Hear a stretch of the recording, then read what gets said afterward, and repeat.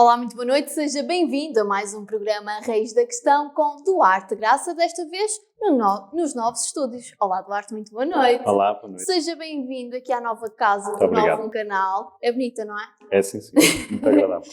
Duarte, vamos terminar um tema que não terminamos na semana passada, como tínhamos combinado, e depois iniciamos os temas desta semana. Na semana passada terminamos o programa a falar dos ajustes diretos, que muitas vezes acontecem nas autarquias, sem qualquer tipo de controlo. E a solução que nós falamos seria a entidade para a transparência. A questão que eu te faço é: quem é que geria esta entidade e como é que ela funcionaria realmente na prática?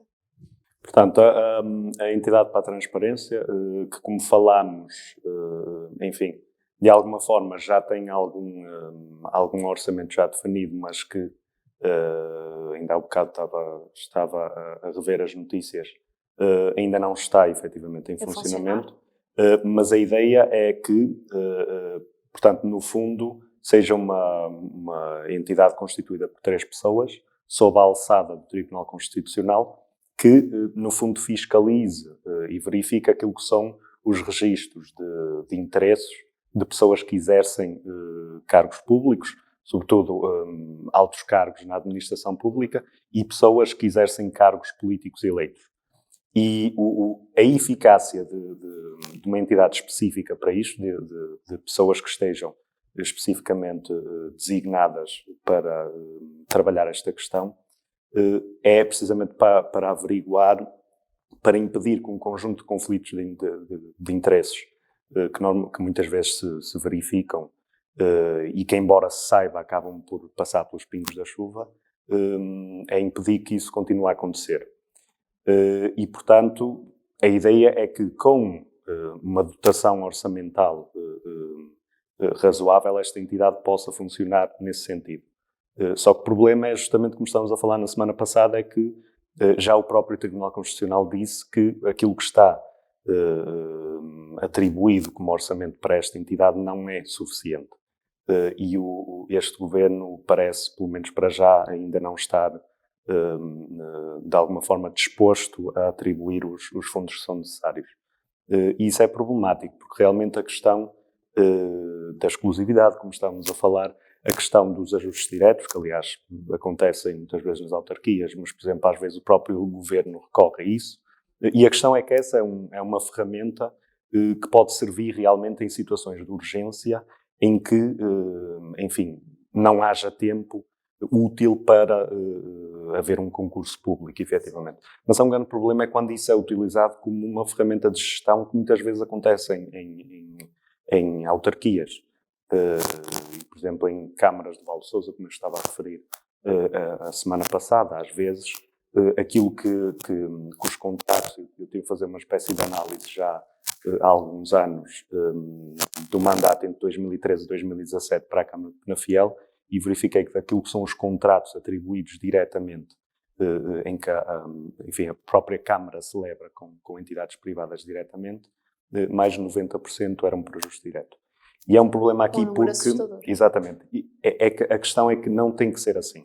Se houver um planeamento daquilo que serão a realização de obras, o recorrer a serviços, isso pode muito bem ser planeado de uma forma a que os concursos públicos sejam a norma, para que haja o máximo de transparência possível nos critérios que levam à decisão. Porque aquilo que é o argumento que muitas vezes é utilizado, e a própria Câmara de Penafiel recorre a esse argumento, é que, enfim, a Câmara recorre sobretudo a empresas locais,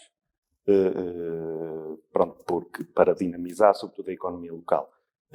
O que seria legítimo se não estivesse em causa a questão da transparência, independentemente dos critérios que a Câmara possa ter para achar que faz sentido fazer um ajuste direto. Isso nunca estará de acordo com a ideia de que o concurso público deve ser a norma, porque é isso que melhor permite às cidadãs e aos cidadãos de verificarem se uma determinada decisão foi tomada como deve ser, ou se infelizmente haverá algum interesse por trás. E, por exemplo, uma entidade como a Entidade para a Transparência, a par da fiscalização que já é conduzida pelo Tribunal de Contas, permitiria também que o registro de interesses enfim, acabasse por ser mais transparente, para que as pessoas soubessem precisamente que quem está a exercer um determinado cargo não se está a mover por interesses pessoais, mas sim sempre pelo interesse público. Muito bem, Duarte, é um problema realmente que não é só nacional, mas que está muito mais próximo de nós do que aquilo que nós imaginamos. Assim terminamos os temas da semana passada. Agora, esta semana, queres falar dos refugiados? Exatamente. Qual a problemática que queres aqui evidenciar? Portanto, eu quis trazer esta questão porque há um conjunto de desinformação que muitas vezes passa, sobretudo pelas redes sociais, não é? Que é um fenómeno infeliz, mas de grandes proporções, e há falsidades que chegam a muita gente e que as pessoas muitas vezes partilham sem sequer verificar a informação. Verdade. Exatamente.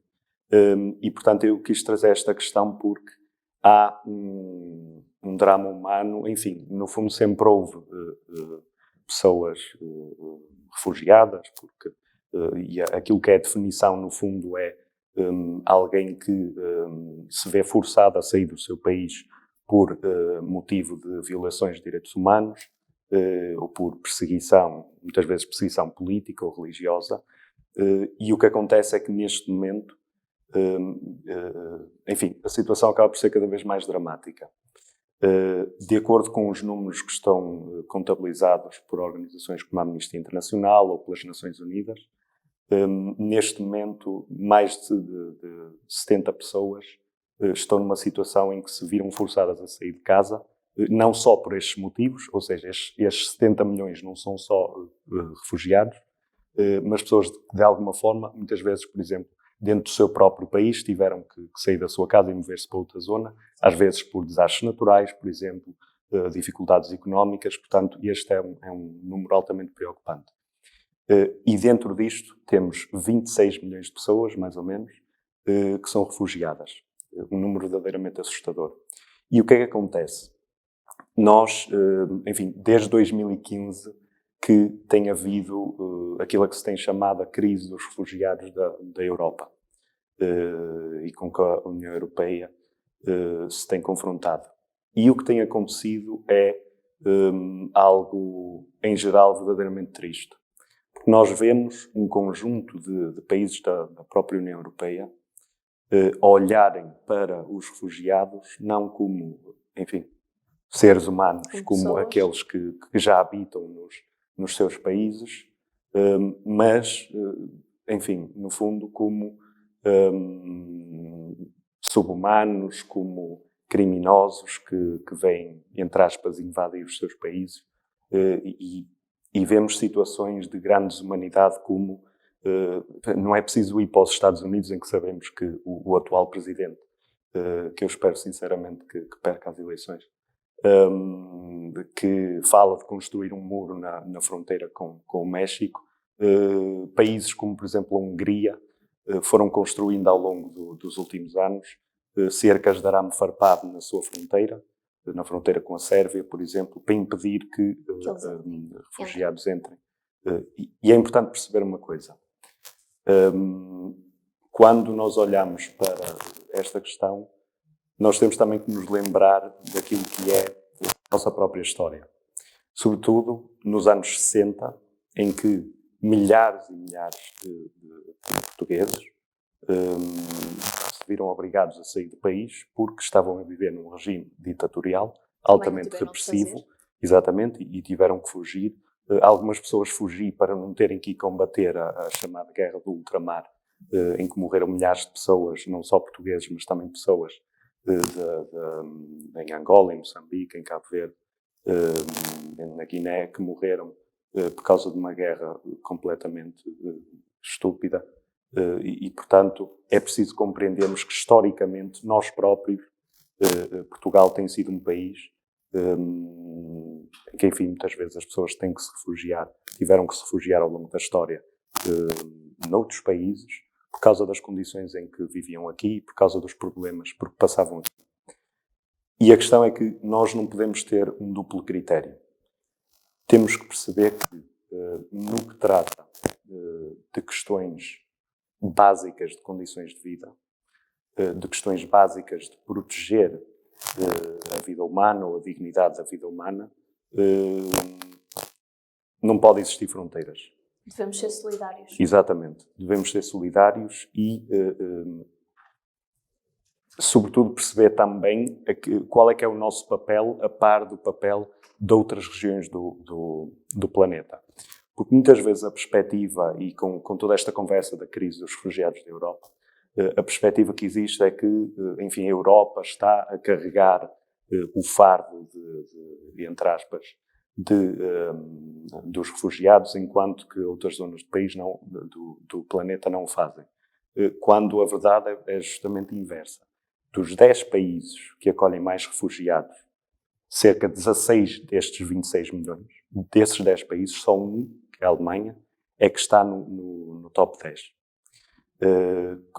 E nem sequer está entre os primeiros, com cerca de 1,1 milhões de refugiados.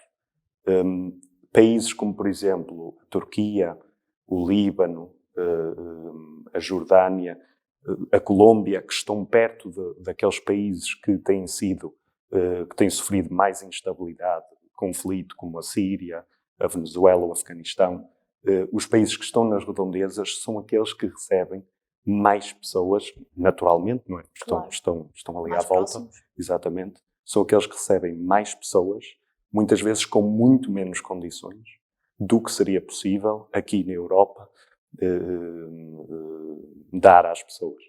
E, portanto, nós temos que colocar sempre as coisas em perspectiva e perceber que não só frequentemente a resposta da União Europeia tem sido desumana em relação aos refugiados, como em simultâneo tem sido desumana em relação enfim, carregar muito menos do peso da situação do que deveria fazer. Até porque, em muitos destes conflitos, a própria União Europeia tem responsabilidades, como na questão da Síria, como teve há alguns anos atrás na questão da Líbia.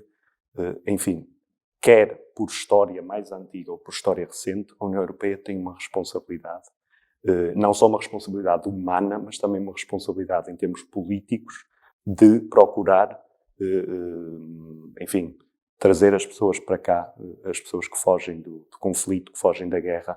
E é importante dizer que metade destes 26 milhões de refugiados são menores, são crianças. Portanto, estamos a falar muitas vezes das pessoas mais desprotegidas das sociedades, e é preciso perceber que nós temos uma enorme responsabilidade nisto, em dar condições àqueles países que estão a receber mais pessoas e em nós próprios recebermos aqui em Portugal e um pouco por toda a Europa. E é preciso olhar para situações verdadeiramente dramáticas para perceber até que ponto chega a insensibilidade de muitos agentes políticos em relação a isto. O mar Mediterrâneo, que separa a África, o norte da África da Europa, entre 2014 e março de 2020, morreram 20 mil pessoas a atravessar o mar Mediterrâneo, vindas de África para a Europa. Que são números profundamente assustadores e que Sim, devem é uma realidade bastante deixar, triste. exatamente, e que devem deixar, enfim, esperar-se-ia que deixassem qualquer pessoa sensibilizada, no Claro. mínimo sensibilizada para a questão. Mas o que vemos é que, por exemplo, o governo italiano, quando o partido de extrema-direita, a Liga, antes Liga Norte, agora Liga, estava no governo, muitas vezes recusaram barcos vindos do norte da África, dizendo que não tinham responsabilidade nenhuma, e a realidade é que vemos que 20 mil mortos, enfim, já uma pessoa muito. a morrer nessa situação é a mais, e então 20 mil é uma situação verdadeiramente dramática. É muito triste. Vemos, por exemplo, também só deixar aqui um exemplo de, portanto, nos Estados Unidos, o governo Trump adotou uma política de muitas vezes separar as crianças dos seus pais na fronteira com os Estados Unidos, e saiu um relatório há 1 ou 2 semanas atrás a dizer que ainda não conseguiram ligar, entregar de volta às crianças a mais de 500 enfim, entregar mais de 500 crianças de volta aos pais e não fazem a mínima ideia onde estão os pais. Porquê? Deportaram-nos de volta para os países, em algumas situações para países que não eram o país de origem, ainda para mais, e não sabem. Portanto, temos mais de 500 crianças que é bem possível que para o resto da sua vida não voltem a ter contacto com os seus pais. E isto mostra verdadeiramente o ponto a que pode chegar a insensibilidade, a desumanidade de agentes políticos que, para quem no fundo, enfim, o valor da vida humana e da dignidade humana não é um critério universal, mas é aquilo que lhes dá jeito politicamente. Ora, não pode ser. Nós temos uma responsabilidade enquanto seres humanos, uns para com os outros. Já falamos aqui de muitas questões. E isto aplica-se, reparemos, numa altura da pandemia, nós vemos problemas a agravarem-se ainda mais como, enfim, para toda a gente. Vemos, por exemplo, um campo de refugiados, o de Moria, na Grécia, onde estavam 13 mil pessoas. Sofreu um incêndio em setembro, onde estavam 13 mil pessoas, quando originalmente o campo considerava-se tinha capacidade apenas para 3 mil. E é natural que, quando surge um caso de coronavírus, aí espalha-se muito rapidamente. Claro. A questão da saúde mental que falamos a semana passada, as organizações que estão atentas a esta questão dos refugiados e às condições de vida que lhes são proporcionadas, dizem que, em matéria de saúde mental, os esforços são praticamente nulos. Não existe. E nós falámos a semana passada da questão do estigma, da questão de quanto as condições psicológicas podem afetar a vida das pessoas, e estamos a falar de pessoas que estão a enfrentar uma situação de más condições de vida, numa altura de uma pandemia, quando já vêm de situações dramáticas, como, por exemplo, situações de guerra ou situações de perseguição política ou religiosa. Portanto, são problemas a adicionarem-se a problemas, e é preciso que a União Europeia deixe de fazer acordos como fez com a Turquia, em que basicamente deu dinheiro ao governo turco para impedir a entrada de refugiados para a Europa, deixe de aplicar os esforços políticos nisso, mas aplicá-los em garantir condições de vida, acesso à saúde, acesso à educação, a pessoas que fogem de situações verdadeiramente dramáticas, sobretudo para salvar os seus filhos, as crianças, as famílias que, evidentemente, não querem deixar à sorte de guerra ou de perseguição. Duarte, são realidades realmente tristes. O nosso tempo está a chegar ao fim, portanto eu sei que nós já falamos aqui do Orçamento de Estado. Queres deixar uma notinha final, 5 minutinhos? Exatamente. E se falar um bocadinho sobre a forma como ele tem sido debatido, não é assim? Então diz-nos lá. É mesmo isso. Porque aquilo que temos visto é muitas vezes um exercício de falta de ética política. Qualquer pessoa que esteja envolvida, sobretudo quando tem responsabilidades como estar enfim, ser deputado ou estar no governo, tem que perceber que não pode valer tudo no discurso. É preciso, enfim, o debate político é saudável, as diferenças são saudáveis, discuti-las com dignidade e com respeito é saudável. O problema é quando se procura distorcer a posição do outro para obter algum ganho político disso. E a verdade é que temos visto isso, não só da parte de agentes políticos, enfim, sobretudo o Primeiro-Ministro tem feito muito essa pressão, mas temos visto também comentadores em muitos canais televisivos enfim, a representarem mal a posição, e eu aqui, evidentemente, temos que fazer referência àquilo que é a posição em particular e tem sido o papel em particular que tem sido posto em causa, que é o voto contra do Bloco de Esquerda na questão do orçamento. É preciso perceber que nós não estamos perante o orçamento histórico como o Governo e o Partido Socialista querem fazer crer. Não estamos perante, e já falámos um bocadinho sobre isso, um orçamento histórico de investimento público, de atenção a questões sociais e económicas. Não estamos. Aliás, como, por exemplo, um comentador da SIC Notícias, Daniel Oliveira, referiu no outro dia, o investimento público previsto para 2021 continua abaixo do investimento público nos anos do governo PSD-CDS de Passos Coelho.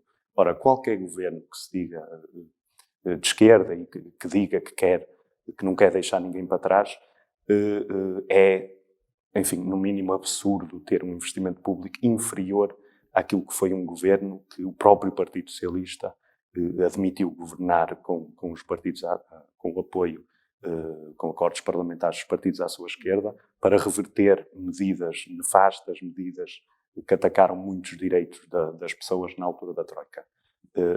Enfim, não é politicamente sustentável, é um absurdo lógico.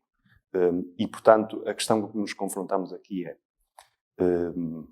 não pode haver o tipo de debate e o tipo de postura que tem havido em relação a esta questão. O Bloco de Esquerda, como as outras forças políticas à esquerda, sempre disseram que, e sobretudo depois de o Partido Socialista, o ano passado, depois das eleições legislativas, António Costa rejeitou fazer um acordo nos mesmos moldes que tinha sido feito pós 4 anos anteriores.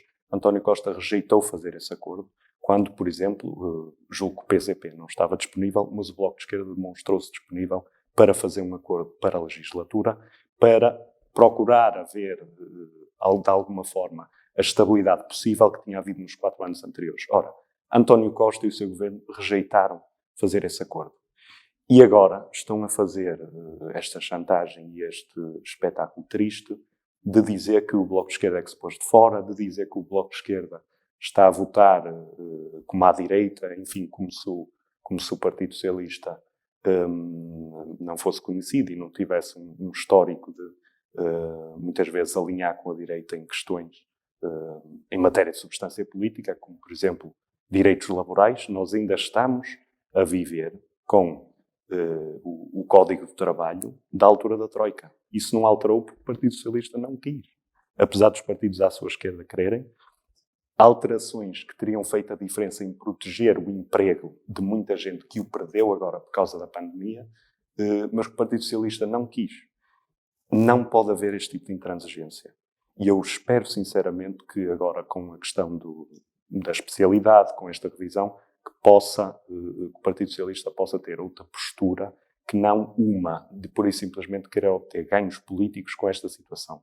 É preciso um orçamento que responda às pessoas, acredito firmemente nisso, e acho que qualquer força política à esquerda está disponível para isso, mas não pode ser com espantalhos e com mentiras e com tudo isso.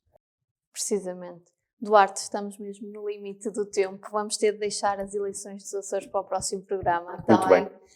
Quanto a si que está desse lado, muito obrigada por ter acompanhado mais um programa Reis da Questão. Já sabe que se não teve a oportunidade de ver a entrevista completa, pode ir até novonoticias.pt ou então à sua rede social favorita. Quanto a mim, resta-me desejar-lhe uma boa noite.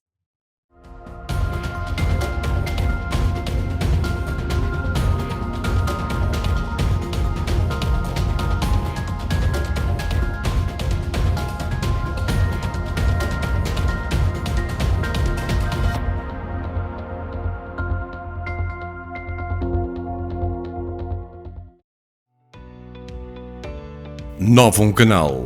Sempre Novum, sempre seu.